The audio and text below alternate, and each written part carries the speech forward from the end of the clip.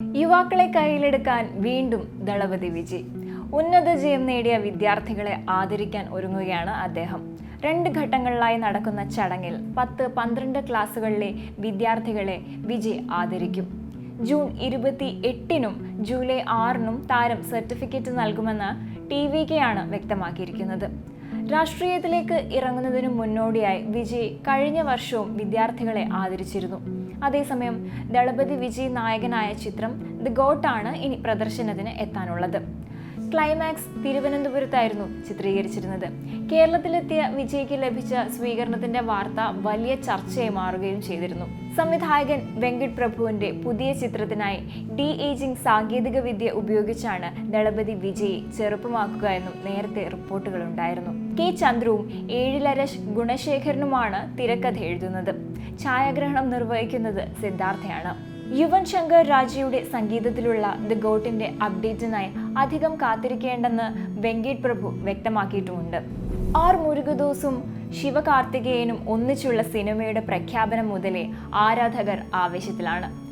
SK23 എന്ന് താൽക്കാലികമായി പേര് നൽകിയിരിക്കുന്ന ചിത്രത്തിന്റെ അപ്ഡേറ്റ് പുറത്തു വന്നിരിക്കുകയാണ്. ബോളിവുഡ് താരം വിദ്യുത് ജമാൽ ചിത്രത്തിൽ വില്ലനായി എത്തുന്നുവെന്നാണ് പുതിയ വിവരം. 10 വർഷത്തിന് ശേഷമാണ് വിദ്യുത് തമിഴിലേക്ക് വീണ്ടും എത്തുന്നത്. മുരുകദോസ് സംവിധാനം ചെയ്ത തുപ്പാക്കിയിൽ വിജയുടെ വില്ലനായി എത്തിയതും വിദ്യുതായിരുന്നു. വിദ്യുത് സെറ്റിലെത്തിയതിന്റെ വീഡിയോയും അണിയറ പ്രവർത്തകർ പുറത്തുവിട്ടിട്ടുണ്ട്.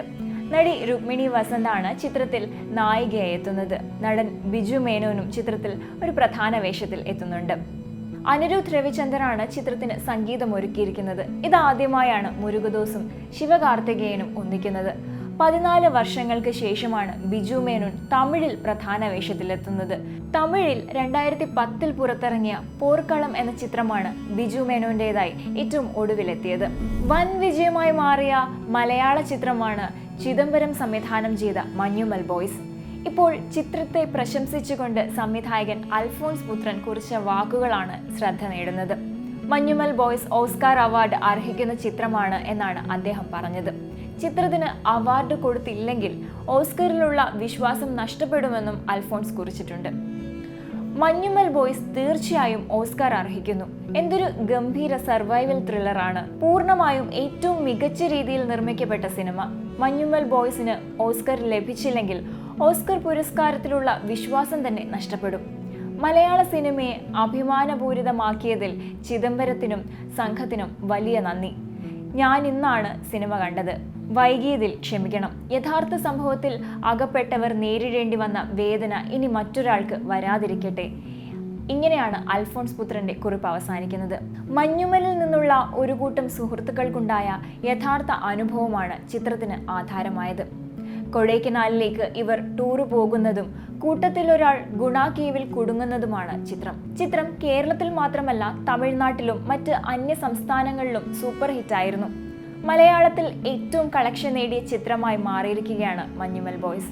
സൗബിൻ സാഹിർ, ശ്രീനാഥ് ഭാസി, ഗണപതി, ഖാലിദ് റഹ്മാൻ, ദീപക് പറമ്പോൾ തുടങ്ങിയവരാണ് പ്രധാന വേഷത്തിലെത്തിയത്.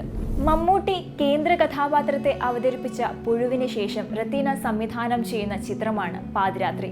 ചിത്രത്തിന്റെ സ്വിച്ച് ഓൺ ചടങ്ങ് കൊച്ചിയിൽ നടന്നു.